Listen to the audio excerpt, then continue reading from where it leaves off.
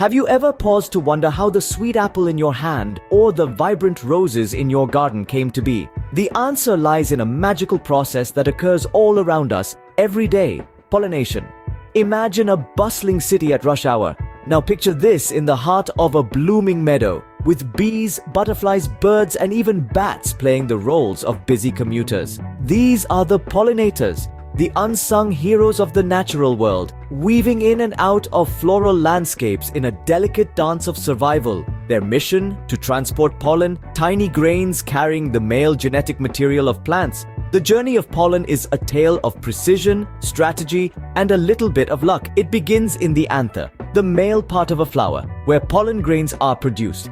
These grains need to travel to a flower stigma, the female part. But there's a catch. It has to be the stigma of a different flower of the same species.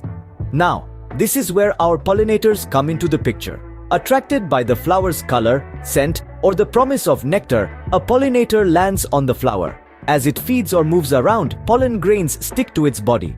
When the pollinator visits the next flower, some of these pollen grains brush off onto the stigma, successfully completing their mission. But why go through all this trouble, you might ask?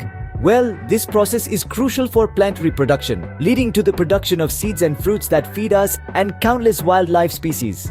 It's an ecological service that shapes the landscapes we love, from lush forests to fertile farmlands. Pollination is not just the work of bees and butterflies. There's a surprising diversity of pollinators out there.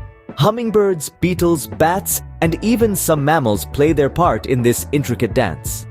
Each pollinator is adapted to specific plants, forming relationships honed by millions of years of evolution.